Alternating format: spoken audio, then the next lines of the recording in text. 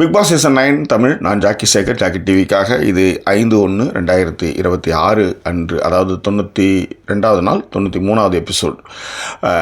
இன்றைக்கி நடந்த நிகழ்வுகளில் வந்து ப்ரொமோவிலே வந்து விக்ரம் வந்து வம்புக்கு இழுக்கிறாங்க. வியன்னா ஆஸ் எ கெஸ்ட்டாக வந்துட்டு இந்த மாதிரி வந்து ஒரு விஷயத்தை வந்து சொல்கிறாங்க. அது என்னன்றது கொஞ்சம் விரிவாக பார்க்க போகிறோம். அதற்கு முன்பாக அந்த தளத்தை எதிராக சப்ஸ்கிரைப் பண்ணுங்கள், லைக் கமெண்ட் ஷேர் பண்ணுங்கள். ஸோ விரிவான ஒரு பார்வைக்கு ஸ்டேட் வித் அஸ்.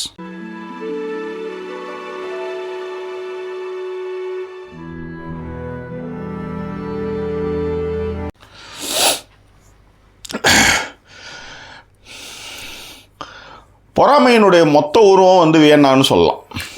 இன்னொன்று, அவங்க மேலே எந்த ஒரு பழியும் வராமல் பொய் சொல்கிறதுல அவங்க வந்து அடிச்சிக்கவே முடியாது. அவங்கள இல்லாத திவ்யா வந்து என்னை வந்து தூக்கத்தை கெடுத்தாங்கன்னு ஒரு கதையை வளர்த்தி எல்லாருமே கரெக்டாக வந்து, அதாவது வைல்டு கார்டு கண்டஸ்டன்ஸ் வந்ததில் வந்து ஒரு பெரிய ப்ளஸ் பாயிண்ட் என்னன்னு பார்த்தீங்கன்னா, வியன்னா பொய் சொல்லுவாங்க, பச்சை பொய் சொல்லுவாங்க, எதை பற்றியுமே கவலைப்படாமல் பொய் சொல்லுவாங்க, பொய் சொல்லுவாங்க.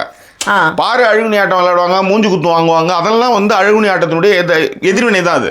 பட் இவங்க அந்த க்யூட்டாக பேசுகிற மொமெண்ட்டை வச்சுக்கிட்டு இவங்க வந்து தப்பிச்சுட்டே இருப்பாங்கன்னு வச்சுக்கோங்களேன். யாரும் என்ன ஆனால் பச்சையாக போய் சொல்லுவாங்க. பாருவாவது ஓரளவுக்கு ஏதாவது ஒரு சண்டை கிட்ட மாட்டிட்டு பண்ணுவாங்க. இவங்க வந்து ரொம்ப கேஷுவலாக வந்து ஆளே இல்லைன்னுவாங்க. எஸ், இது ஆளே இல்லைன்னு சொன்னது ஒரு தடவை. நான் அப்போ கூட நம்பல, ஜாக்கி கூட சொல்லிட்டு இருந்தாங்க, ஆளே அங்க இல்லை, திவ்யா வந்து இது மாதிரி பண்ணிட்டாங்கன்னு சொல்றாங்க அப்படின்னு சொல்லிட்டு. அதுக்கப்புறம் பாத்தீங்கன்னா வினோத் வந்து நாக்க காட்டினாரு அப்படின்வாங்க.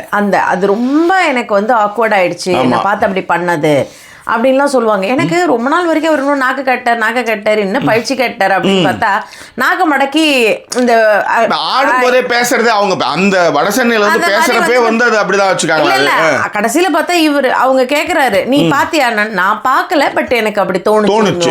இதேதான் ஏமா நாக்க மடக்குனாருன்னு நீங்க அப்புறம் தோணுச்சுங்கிறீங்க. இப்ப நாக்க மடக்கிக்கிட்டே இருக்கிற வினோத்துக்கு என்ன நம்ம அறியாம நம்ம பண்ணிடுமோன்னு தோணும். ஆபியஸா தெரியும், புரியுதுங்களா? ஆனா வந்து வினோத் அதை செய்யவே இல்லை. ஆனா இவங்க அவர் அடக்க இந்த வீட்டில் ஒரு கதையை வளர்த்துன்றதுக்காக என்னன்னா, ஏன்னா வினோத்தோடைய முதல்ல வந்து வியன்னாவுடைய பலியாடு யாருன்னா அது வினோத் தான். அவர் தான் சாப்பாடுலாம் அச்சடிச்ச சாப்பாடுலாம் வச்சு கொடுப்பாரு நிறையா. அதுக்கு அந்த பொண்ணுக்காக ரொம்ப பண்ணுவாரு. ஆனா ஒண்ணுமே செய்யாத அரோரா வந்து அவர் மீது வந்து பெரிய அன்பை காமிச்சாங்க.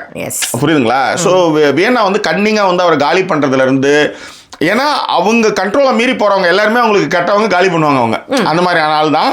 ஆனால் இதில் வந்து என்னென்னா, சுபிக்ஷாவும் வியன்னாவும் இவ்வளோ தூரம் வந்ததுக்கு காரணமே வந்து விக்ரம் தான்.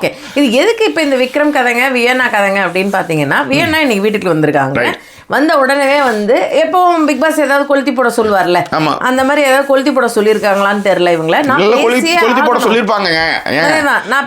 வீட்டுக்குள்ளார நீங்கள் வரும்போது அவங்க 1000 சொல்லுவாங்க, அவ்வளோதான். நீங்கள் வந்து என்ன சொல்லுமோ அதை மட்டும் தான் சொல்லணும். உங்களுக்கு சொல்ல விருப்பம் இல்லை, அது வந்து அறத்துக்கு எதிரானது. இப்போ ஒன்றும் இல்லை, கமருதீனுடைய ஃப்ரெண்டு உள்ளார அனுப்புகிறாங்க. அப்போ அங்கே உண்மையை தான் நீங்கள் சொல்லணும்னு போது அவங்க டீம் வந்து சில விஷயங்களை மேனிபுலேட் பண்ணி சொல்லுவாங்க. நீங்கள் அங்கே மண்டை ஆட்டிட்டு வந்து நீங்கள் பண்ணீங்கன்னு வச்சுக்கோங்களேன், உங்களுக்காக ஒரு ரெப்ரஸன்டேட்டிவாக போகிறீங்களா, அவருடைய கேமை கெடுக்குறீங்க, இல்லை நீங்கள் அந்த கேமை ஸ்பாயில் பண்ணுறீங்க, அவ்வளோதான். நீங்கள் அங்கே சொல்லாமல் வந்தாலும் நடுவில் வந்து கமருதீன் ஃப்ரெண்ட் உங்ககிட்ட நான் என்ன சொல்லி அனுப்பிச்சேன், ஏன் சொல்லலை நீங்கள் அப்படின்னு யாரும் கேட்க போகிறதில்ல. ஓகேவா? ஸோ இதுதான் அங்கே நடக்கிற விஷயம். வியன்னா வந்தாங்க உள்ளார. வியன்னா கிட்ட நீங்கள் வந்து சொல்லி அனுப்ப வேண்டிய அவசியமே இல்லை. என்ன அனுப்பிச்சிட்டீங்கல்ல, நீங்களாம் இருக்கீங்கல்ல, இதுக்கு காரணம் நீங்கள் தான் அப்படின்ட்டு இப்பயும் பாரு வெளியில் போய் ஒரு போஸ்ட்டாக போட்டுட்டு இருக்காங்களாம், நியாயப்படுத்தி போட்டே இருக்காங்க. அந்த மாதிரி வந்து வியன்னா வந்து ஒரு சான்ஸ் ஒன்று கிடச்சிருக்கு. ஓகேவா? ஸோ உள்ளார அவங்க வந்து விக்ரம டச் பண்றாங்க. எஸ், விக்ரம டச் பண்றாங்கன்னா என்னன்னா, விக்ரம் வந்து இந்த வீட்டிலேயே மேனிபுலேட் பண்ணி மைண்ட் கேம் விளையாடுற மாதிரியான ஒரு ஆள் யாரு அப்படின்னு பாத்தீங்கன்னா விக்ரம். அதனால பாதிக்கப்பட்ட அப்ப சாண்ட்ரா சொல்றாங்க, வியன்னா இந்த டாக் இப்ப வேணாம் இங்க அப்படின்றாங்க. உடனே நான் பாதிக்கப்பட்டிருக்கேங்க, நான் அதனால தான் போயிருக்கேன் அப்படிங்கிற மாதிரி. அந்த பாதிக்கப்பட்டதுக்கும் சாண்ட்ரா வந்து உடனே வந்து வர்றதுக்கு காரணம் வந்து இவங்க அதை சொல்ல ஆரம்பிச்சதுமே வந்து திவ்யா வந்து கண் கலங்க ஆரம்பிச்சிருவாங்க. ஓகேவா? ஸோ அந்த கண் கலங்க ஆரம்பிச்சுமே தான் இந்த டாக் இங்க வேணாம் அப்படின்ட்டு. ஏன்னா விக்ரம் மேனிபுலேட் பண்றாருன்றதை விட கத்தியோ சண்டை போட்டோ தன்னை நிறுவனத்துக்கும் தான் ரொம்ப நேர்மையானவன்றதை நிரூபிக்கிறதுக்கும் நிறைய விஷயங்களை அவர் வந்து பண்ணுவார். ஓகேவா? இதில் இந்த தவறுகள் இருக்குல்ல, பாரு செய்த தவறுகள் எல்லாருக்கிட்டையும் இருக்கு. நம்ம அதனால தான் சொன்னோம், பாருவும் சாண்ட்ராவும் ஒன்றும் அறியாதவங்க அதில் மண்ணுலாம் சொன்னோம். அது கொஞ்சம் விக்ரம் கிட்ட இருக்கும், வினோத்து கிட்ட இருக்கும், மோஸ்ட்லி வந்து சபரி கிட்ட கூட கொஞ்சோண்டு இருக்கும். அப்போ இப்போ நீங்கள் இதில் கம்பேர் பண்ணும்போது பார்த்தீங்கன்னா யார் வந்து பாரு அளவுக்கு ஒஸ்ட்டு கிடையாது, இந்த அளவுக்கு ஒரு விஷயம் பண்ணலை, அப்படின்னு ஒன்று இருக்குல்ல. இப்போ உதாரணத்துக்கு வந்து இன்னைக்கு வந்து வினோத் கிட்ட கேட்குறாங்க, அதாவது நாமினேஷன் ப்ராசஸே கிடையாது, ஆனாலும் ஒருத்தவங்க சேவ் பண்ணலான்னு ஒரு கதை வளர்த்துறாரு பிக் பாஸ்னு வச்சுக்கோங்க. பச்சை மிளகா சாப்பிடணும் அப்படின் போது வினோத் சொல்றாரு, யாரை நீங்கள் சேவ் பண்ணீங்க இந்த வீட்டில் அப்படின் போது, பச்சை மிளகா சாப்பிட்டு நான் சபரியை சேவ் பண்ணுறேன். ஏன்னா முதல்ல இருந்தான்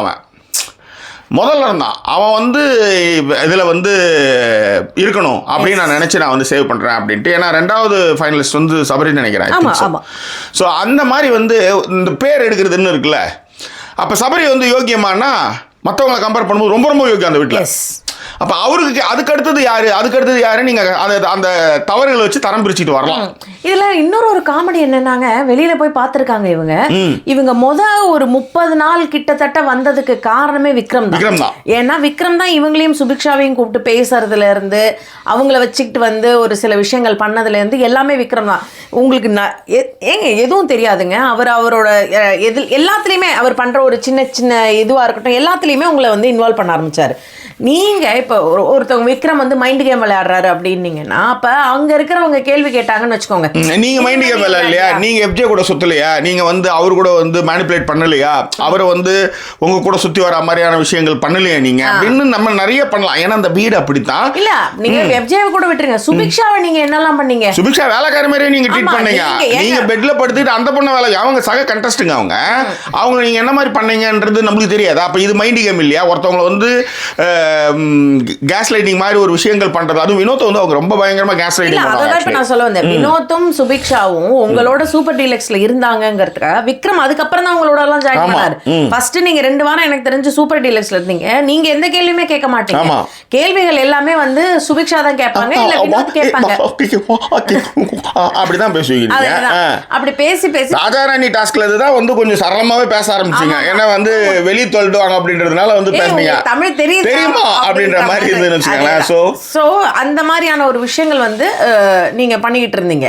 அப்படி இருக்கிற நீங்க என் கேமே வந்து இவர்தான் மைண்ட் கேமா மாத்திட்டாரு அப்படிங்கிற மாதிரி மட்டும் கீசிடுவீங்கன்னு சொல்ற மாதிரி இல்ல வந்தீங்க, நீங்க சொல்லுங்க. ஒருத்தவர் வந்து சொல்றாரு, அவர் உடனே அவர் வந்து எமோஷனல் ஆகுறாரு, நான் இதோட டன் பண்ணிக்கிறேன், நான் கேம் டன் பண்ணிக்கிறேன். நிலைமை நீங்க யோசிச்சு பாருங்கல்ல. அதாவது வேற யாராவது வந்து நான் மைண்ட் கேம் விளையாடி நீ வந்து என்ன வெளில அமிச்சிட்டேன்னா கூட பரவாயில்ல. எங்க வந்து சொல்றாங்கன்னா, ஏற்கனவே இந்த கான்ஸ்பிரசி தியரியை வந்து உடைச்சி திவ்யா வந்து அந்த வீட்டில் வந்து ஸ்ட்ராங்கா இருக்கிறாங்க. இவங்க கிட்ட வந்து ஜஸ்ட் லைக் தட் பேசுறாங்க. இவர் ஒரு கன்க்ளூஷன் எதிர்பார்க்கறாரு, அந்த கன்க்ளூஷன் அந்த பொண்ணு கிட்ட கிடைக்கல. அந்த காலில் இவர் இருக்கும்போது இப்படி வந்து திடீர்னு வந்து கெஸ்டா வந்து மண்டையை போட்டு குறைச்சிங்கன்னு வச்சுக்கோங்களேன். ஏற்கனவே வந்து அவர் வந்து திவ்யா திவின்னா விக்ரம் வந்து திவ்யா திவ்யான்னா ஆடலை, மற்றபடி எல்லாம் பண்ணிட்டு இருக்காரு. ஸோ அந்த மாதிரி இடத்துல இதை உடைக்கும் போது அவர் வந்து ரொம்ப எமோஷனல் ஆகி, ஸோ அந்த மாதிரி டைமில் வந்து ரொம்ப எமோஷனல் ஆகி அவர் வந்து இந்த கேமையை நான் நிறுத்திக்கிறேன்னு சொல்லி அந்த பொண்ணு வந்து இல்லை சொல்கிறதுக்கு எனக்கு எல்லா உரிமைகளும் இருக்குது அப்படின்ட்டு நீங்கள் முடிச்சிட்டீங்க, நீங்கள் போயிட்டீங்க.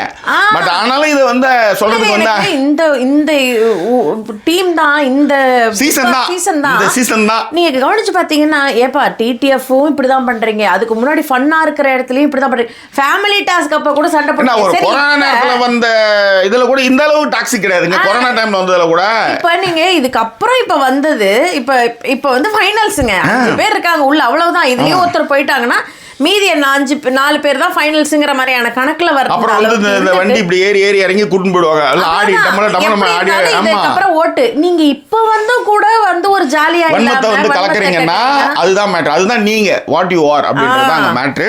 ஸோ இதை தான் உங்ககிட்ட சொல்ல வந்தோம்.